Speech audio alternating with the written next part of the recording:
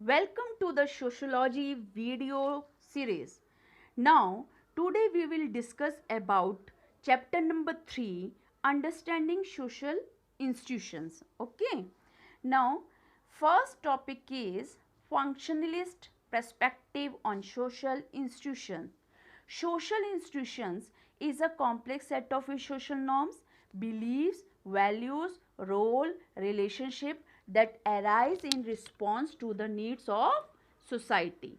In other words, social institutions exist to satisfy social needs. Now, conflict perspective on social institution. ठीक है. Now इसमें देखिए आप अब जो है जैसे फंक्शंस, क्या जो भी सोशल इंस्टीट्यूशंस होते हैं, जैसे जिस सोसाइटीज़ में हम रहते हैं, तो एक इंस्टीट्यूशन बनता है. ठीक है. उस कोई भी इंस्टीट्यूशंस हो, उसके अपने बिलीव्स होते हैं, अपनी वैल्यूज़ होते हैं, और क्यों बन रहा है, क्यों एराइज हो रहा है, तो उसकी कुछ ना कुछ नीड्स भी होती हैं. इंस्टीट्यूशंस होते हैं, फॉर एग्जांपल स्कूल्स हो गया, हॉस्पिटल्स हो गए, रिलीजियंस कोई इंस्टीट्यूशंस हो गए, वुमेन से रिलेटेड हो गए, चिल्ड्रन से रिलेटेड हो गए. तो अपने आसपास अगर आप नज़र दौड़ाएं तो कहीं ना कहीं बहुत सारे एग्जाम्पल्स आपको आपके आसपास देखने को मिल जाएंगे. फॉर एग्जाम्पल्स आंगनवाड़ी है, एनजीओस है, नए नए इंस्टीट्यूशंस हैं. ठीक है. इंस्टीट्यूट हो गए, जैसे साइंस से रिलेटेड हो गया, अगर आप बोर्ड एग्ज़ाम के लिए जाते हो या अपनी प्रिपरेशन के लिए जाते हो, टीचिंग के लिए, तो उसमें भी बहुत सारे इंस्टीट्यूशंस आपको देखने को मिल जाएंगे. तो उसके अपने अपने वैल्यूज़ और अपने अपने क्या होते हैं, अपने अपने रोल होते हैं. अब सेटिस्फाई करने के लिए सोशल नीड्स को इन इंस्टीट्यूशन का बॉन्ड होता है. ओके. ये तो अब आपने समझ लिया इसका पर्सपेक्टिव क्या है. ठीक है, ये क्लियर हो गया आपको. तो अब देखते हैं कॉन्फ्लिक्ट्स. अब इसमें कॉन्फ्लिक्ट भी होते हैं प्रॉब्लम्स को लेकर कि सोसाइटी में क्या प्रॉब्लम है, हमें क्या सॉल्व करना है, किस तरह से सॉल्व करना है, हमें किस किस की मदद लेनी पड़ेगी, ये सारी चीज़ें होती हैं. ठीक है. Now next is type of A social institutions. अब सोशल इंस्टीट्यूशंस का टाइप्स देख लेते हैं फटाफट से. इनफॉर्मल और फॉर्मल. इनफॉर्मल में आपके आसपास जैसे फैमिली हो गई, मैरिज हो गई. ठीक है. और किनशिप हो गया, नॉट किंगशिप. किनशिप हो गया मीन्स खून का रिश्ता जिससे होता है, तो इनफॉर्मल होता है वो. ठीक है. तो इनफॉर्मल इंस्टीट्यूशंस में आता है. फॉर्मल में कौन सा आता है, फॉर्मल में आता है लॉ, एजुकेशन, रिलीजन. तो और भी जितने इंस्टीट्यूशंस आपके आसपास होंगे वो फॉर्मल इंस्टीट्यूशन में आते हैं. Now types of family. ठीक है. काफ़ी इंपॉर्टेंट क्वेश्चन है. Type of family on the basis of dominance. ठीक है. डोमिनेंस मतलब इसमें दो भागों में डिवाइड किया गया है इसको, मैट्रियार्की और पैट्रियार्की. यानी कि पिता की तरफ की जो फैमिली हो गई, और मैट्रियार्की मतलब माता की तरफ की फैमिली जो हो गई. On the basis of residence. Now इसमें क्या आ गया आपका, मैट्रियोलिकल फैमिली, और वही वही बात आ गई आपकी, और पैट्रियोलिकल फैमिली, यानी कि ठीक है, दोनों तरफ की. Now on the basis of structure. अब स्ट्रक्चर कैसी है फैमिली की, न्यूक्लियर है या ज्वाइंट है. और उसके बाद डिसेंट हो गई, मैट्रिनियल और उसके पैट्रिनियल. उसके बाद on the basis of a kinship, family of a orientation, और family of a procreation. Now family in which a person is married, जहाँ पर जिस पर्सन की मैरिड होती है, तो वो कौन सी फैमिली है, प्रोक्रिएशन. ओके. ओरिएंटेशन मतलब फैमिली जहाँ पर उसका बर्थ होता है. ये तो टाइप्स ऑफ फैमिली समझ आ गया, types of. Now next concept is family link to the other social spheres and family changes. इसमें क्या बताया गया है कि इसमें एग्जाम्पल दिया गया है. किसका एग्जाम्पल दिया गया है, जर्मन यूनिफिकेशन का एग्जाम्पल दिया गया है. 1930 की बात है ये. ठीक है. 1930 में इसमें जर्मनी में जब यूनिफिकेशन हुआ तो उस समय एक नया रूल लेकर आई गवर्नमेंट, अगर कोई भी मैरिजेस करता है या मैरिज जो है आगे बढ़ाता है, तो उसको welfare schemes and protection scheme से जो है वो विड्रॉ कर दिया जाएगा. तो इस वजह से वहाँ पर क्या हुआ, रैपिड डेक्लाइन होना शुरू हो गया किसका, मैरिजेस को लेकर. यानी बहुत कम शादियाँ जो थी वो जर्मन यूनिफिकेशन में यानी जर्मनी में होना शुरू हो गया. ये एक इंटरेस्टिंग कॉन्सेप्ट है. उसके बाद मैरिज को लेकर बहुत सारी धारणाएं इंडिया में भी है कि जैसे how generated is the family. Okay, इसमें क्या बताया गया कि चाइल्ड जो है, यानी कि जो न्यू बॉर्न जो चाइल्ड होता है, यानी फीमेल चाइल्ड जो होता है वो सरवाइव कर लेती है, लेकिन जो मेल जो चाइल्ड होता है वो सरवाइव नहीं कर पाता। ये अलग धारणा है। दूसरी धारणा है कि लड़कों पर ज़्यादा पैसा खर्च किया जाता है, उनकी पढ़ाई पर, उनकी स्टडी पर, उनकी एजुकेशन पर, क्योंकि वो ओल्ड एज में जो है वो उसका मतलब माता पिता का साथ देंगे, लेकिन जो लड़कियां होती हैं वो क्या होगा, शादी करके चली जाएंगी। तो उन ये अलग धारणा है। उसके बाद किनशिप की जो देखते हैं हम, किनशिप का क्या क्या है, उसमें क्या डिवाइड किया गया दो भागों में। इसमें बताया गया कि kin who are related through blood are called consanguineal kin and kin who are related through marriages are called affines. मतलब कि जो इसमें दो धारणाओं में क्या बताया कि जो मैरिजेस होती हैं, ठीक है, या तो एक तरह से जो मतलब किन में जिसमें ब्लड रिलेशन जो होता है, ठीक है, एक तो जन्म से जो ब्लड रिलेशन है माता पिता का, उसके बाद उसको क्या बोला गया है, कंसोंगियोनल बोला गया है। उसके बाद इसमें अगर मैरिज के आधार पर होगा तो वो एफाइनेंस बोला गया है। उसके बाद बात कर लेते हैं हम, marriage is a different forms of marriages की बात करते हैं। डिफरेंट फॉर्म्स ऑफ मैरिज, जैसे एक विवाह हो गया, बहुविवाह हो गया, ये डिफरेंट मैरिजेस का आ गया। जैसे कि मोनोगैमी में कि एक पर्सन से विवाह किया है तो स्पाउस जो है वो एक है। ना पॉलीगैमी में क्या होगा कि मेल एट वन टाइम, ठीक है, more than one male at one time. Now polygamy, one husband with two और मोर वाइफ्स, एंड पॉलीएंड्री में वन वाइफ विथ टू और मोर हस्बैंड। ओके, तो ये कॉन्सेप्ट है। उसके बाद तो बात करते हैं कि इसमें ये जो यूनिवर्सल इंस्टीट्यूशंस हैं मैरिज को लेकर, कि मैरिज क्या है, मतलब एक तरह से ऐसी धारणा है, यूनिवर्सल धारणा ये है कि मैरिज जो है वो एक तरह से आश्रम, यानी कि आश्रम ऑफ लाइफ है, यानी कि गृहस्थ जीवन के लिए, मतलब ये जो मैरिज करना बहुत ज़रूरी होता है, क्योंकि ये पुराण में लिखा गया है, पुराणों में लिखा गया है। तो गृहस्थ जीवन जीना भी बहुत ज़्यादा इम्पोर्टेंट है। तो इस तरह से ये टॉपिक हो गया आपका, ये टॉपिक हो गया, ये इम्पोर्टेंट टॉपिक्स हैं आपके, ठीक है। तो ये एक तरह से नोट्स ही हैं, तो इसको आप अच्छी तरह से पॉइंट आउट कर लीजिएगा, देख लीजिएगा इसको।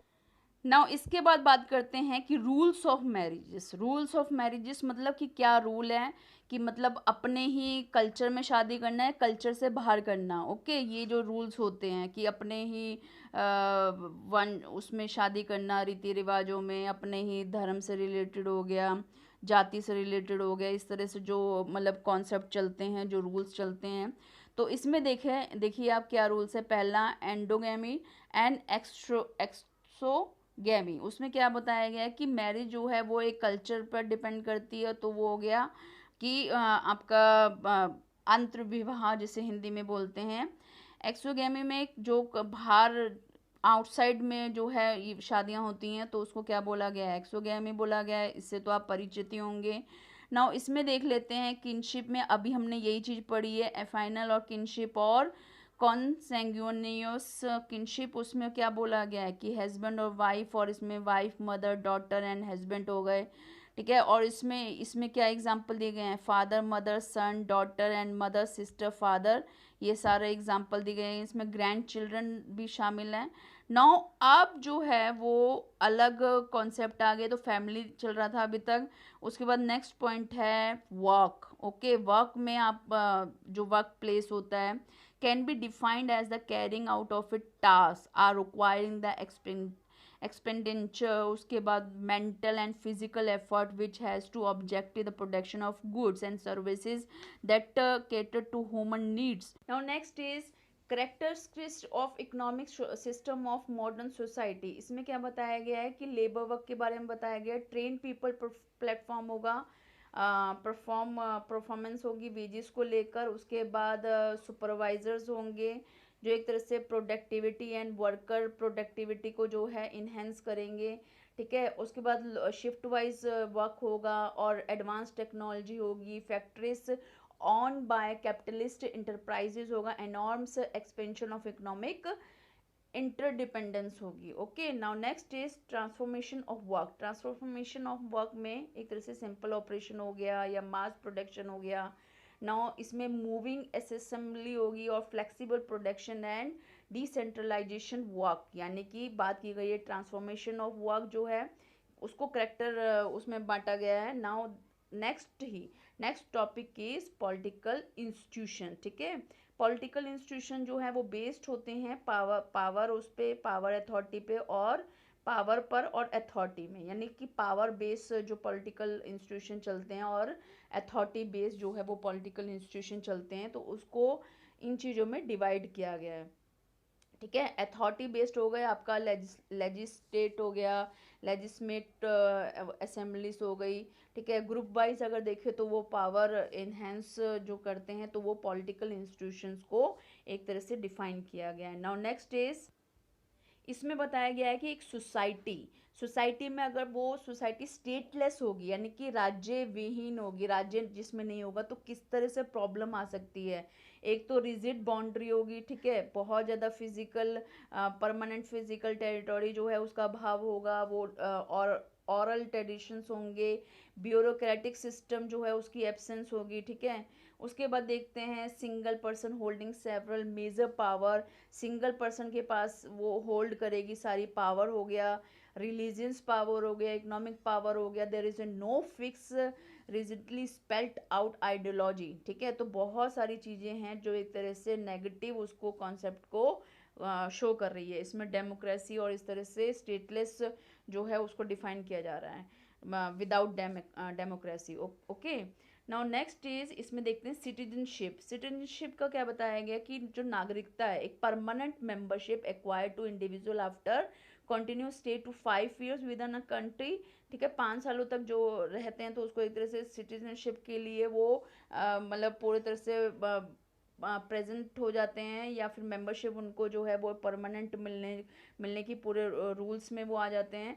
उसके बाद सिटीजनशिप राइट इंक्लूड्स, उसमें civil rights, political rights and social rights. ठीक है, कि क्या क्या राइट्स मिलते हैं सिटीजनशिप को।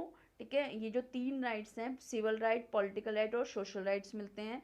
नेशनलिज्म का पता ही है आपको क्या डेफिनेशन है। नेशनलिज्म जो है इसकी डेफिनेशन, प्रॉपर डेफिनेशन है कि एलिमेंट्स जो होते हैं नेशनलिज्म में, लैंग्वेज हो गया, ठीक है, एक तो हो गया लैंग्वेज, उसके बाद हो गया लैंग्वेज, रिलीजन्स और हिस्ट्री एंड सिंबल्स, उसके बाद नेशनल स्टेट को कहीं ना कहीं वो मॉडर्न सोसाइटी को डिफाइन कर रहे हैं। ठीक है, जिसमें पॉपुलेशन भी है और सिटीजन्स भी हैं, तो एक तरह से नेशनलिज्म जो है वो पूरे उसको कॉन्सेप्ट को डिफाइन कर रहा है।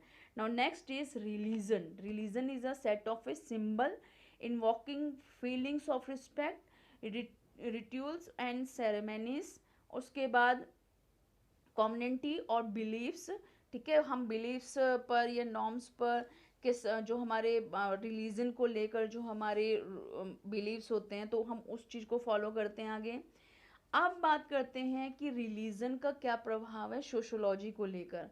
ठीक है, सोशोलॉजी कॉन्सेप्ट को लेकर इसमें जो सोशोलॉजिस्ट हुए हैं जैसे कि मार्क्स वेबर हो गए, कैल्विन हो गए, उन्होंने रिलीजन को लेकर अपने अपने क्या कॉन्सेप्ट दिए हैं उस पर अब बात की जाएगी। नाउ इसमें जो है एक तरह से जो सोशोलॉजिस्ट हुए हैं उनकी क्या धारणा है एक बार उसको देखते हैं। नाउ इसमें देखेंगे कैसे कि अनदर सोशोलॉजिस्ट हुए हैं जैसे दुर्केहेम और मैक्स वेबर, उन्होंने रिलीजन को लेकर क्या अपने पर्सपेक्टिव दिए हैं। जैसे दुर्केहेम जो हैं उन्होंने बताया है कि unified system of a believes and practices released to sacred things, that is things set apart and forbidden beliefs and practices which unite one single moral community called a church। किस तरह से यूनाइट करती है पूरे समाज को और उसको क्या बोला गया, चर्च। एंड दुर्केहेम बोलते हैं कि एवरी रिलीजन जो है वो बिलीव करता है सैक्रेड थिंग्स पे, पवित्र जो चीज़ें हैं उस पर बिलीव किया जाता है। Sacred things include an element of A super natural, जिसमें इंक्लूड होती हैं सुपर नेचुरल पावर्स जो हैं वो इंक्लूड होती हैं। किस तरह से एक तरह से अपने समाज को संगठित करने के लिए और एम्पावर करने के लिए रिलीजन का एक तरह से सपोर्ट लिया जाता है, जैसे कि गॉड गॉड के उसमें कि क्या सही है क्या गलत है। इस वजह से समाज जो है, मतलब सोसाइटी जो है, वो एक बिल्ट होने में बहुत ज़्यादा एक सपोर्ट मिलता है इसका। मैक्स वेबर के पर्सपेक्टिव के अनुसार वो क्या कहते हैं कि उन्होंने अपनी बुक का नाम क्या है, Protestant ethic and the spirit of A capitalism में उन्होंने रिलीजन के बारे में बहुत कुछ एक तरह से थ्योरी दी है अपनी। इसमें उन्होंने कैल्विज्म के बारे में, यानी कि प्रोटेस्टेंट के बारे में, जिसमें ईसाई जो धर्म को एक तरह से फॉलो करने वाले जो थे उनके बारे में उन्होंने किस तरह से प्रभावित हुए हैं उस चीज़ को लेकर, और एंड ग्रोथ ऑफ कैपिटलिज्म, यानी कि जो गॉड की गतिविधि हैं, मतलब गॉड को मानना और उसको फॉलो करना, किस तरह से वो कैपिटलिज्म को बढ़ावा देता है and earn money and to reinvest profit as a mode of economic organisation. किस तरह से इकोनॉमिक ऑर्गेनाइजेशन में भी ये बेनिफिट साबित होता है। Now Calvinism believes that the world was created for the glory of a God.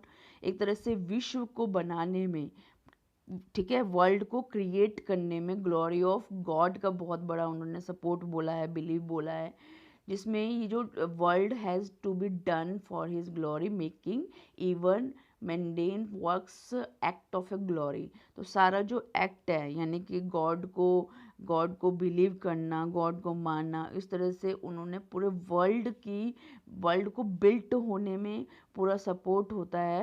उन्होंने इस बात के थ्योरी को आगे रखा है। Calvinists who believed in the concept of a destination which meant whether one will go to heaven or hell, ठीक है, इस तरह से बातें की जाती हैं हेवन और हेल की। अगर कोई गलत काम करेगा वो हेल में जाएगा, और इस तरह हेवन और हेल की जो कॉन्सेप्ट है उसमें भी एक तरह से रिलीजन में जो चीज़ें हैं वो भी एक तरह से सोसाइटी को प्रभावित करती हैं। नाउ नेक्स्ट टॉपिक इज़, अब ये आपका रिलीजन था पहले, ठीक है। अब जो है वो है एजुकेशन। एजुकेशन के बारे में क्या बोला गया, फॉर्मल एजुकेशन हो गया और इनफॉर्मल एजुकेशन हो गया। फॉर्मल में different kinds of a school depending on our social economic and background, and इसमें between the elite and the masses children going to privilege school learn to be the confident and compare to develop ones I cannot attend school or drop out, gender, caste discrimination, ठीक है। इसमें क्या बताया गया है कि एक तरह से सोशियो इकोनॉमिक बैकग्राउंड के स्कूल की इम्पोर्टेंस को बताया गया है, किस तरह से वो कॉन्फिडेंट सीखता है और अपने आप को एक तरह से पूरा एक वेल मैनर्ड जो है वो सिटीजन के रूप में वो आगे अपने आप को क्रिएट करता है। तो एजुकेशन का बहुत बड़ा रोल बताया गया है यहाँ पर। Now very important is formal education and informal education, ठीक है। टू पार्ट्स में, फॉर्मल तो आपको पता ही है कि फॉर्मल एजुकेशन में स्कूल हैं, कॉलेजेस हैं, जहाँ पर फॉर्मल तरीके से एजुकेशन को एक तरह से ट्रांसफ़र किया जाता है बच्चों में। उसके बाद फैमिली है, फैमिली जो है इनफॉर्मल में आएगा, इसमें कोई करिकुलम नहीं होता है, और लेकिन institution imparted in are non institutional settings, ठीक है। उसके बाद आपका नेक्स्ट जो पॉइंट है एजुकेशनल इन एंशिएंट सोसाइटी। एंशिएंट सोसाइटी में क्या होता था, प्राचीन जो समाज में एजुकेशन कैसे दी जाती, नो फॉर्मल स्कूलिंग, कोई स्कूलिंग नहीं होती थी। Custom and broader way of a life by practising in activities with adults. जो कस्टम्स होते थे, जो एक तरह से अपने कस्टम होते थे हर धर्म को लेकर, वो प्रोवाइड किए जाते थे बच्चों में। आज भी खैर वही होता है, लेकिन फिर भी बहुत सारी चीज़ें हैं जो फॉर्मल तरीके से भी एक तरह से एजुकेशन जो है वो प्रोवाइड की जाती है। Now next is education in modern society. इसमें क्या है, फॉर्मल स्कूलिंग है, need for specialised learning and skill attainment, okay. तो एक तरह से ये आपने जो है वो एक तरह से एजुकेशन जो कॉन्सेप्ट है वो कहीं ना कहीं आपके आसपास की सोसाइटी को देखकर आप अच्छे तरह से उसको रियलाइज़ कर सकते हैं। Now your chapter is finish. आपने क्या क्या पढ़ा इसमें आपने एक तरह से इंस्टीट्यूशंस के बारे में आज पढ़ा कि जो समाज में जो इंस्टीट्यूशंस होते हैं वो किस तरह से वर्क करते हैं, ठीक है। नाउ इसमें आपने देखा सेकंड में कि एक किसके बारे में देखा, मैरिजेस के बारे में, ठीक है, मैरिजेस की कॉन्सेप्ट को समझा, एजुकेशन देखा कि एजुकेशन का क्या महत्व है, रिलीजन है, ठीक है। तो इस तरह से आपने कॉन्सेप्ट को समझा आज, जो सोसाइटी को लेकर एक तरह से इंस्टीट्यूशन को बिल्ड करते हैं और किस तरह से उसकी इम्पोर्टेंस जो है वो हमारी लाइफ में और ज़्यादा इनक्रीज हो जाती है। तो आपका चैप्टर इज़ कंप्लीट नाउ, और इसके पूरे क्वेश्चन आंसर जो है साथ में आप कीजिएगा। Okay, thank you.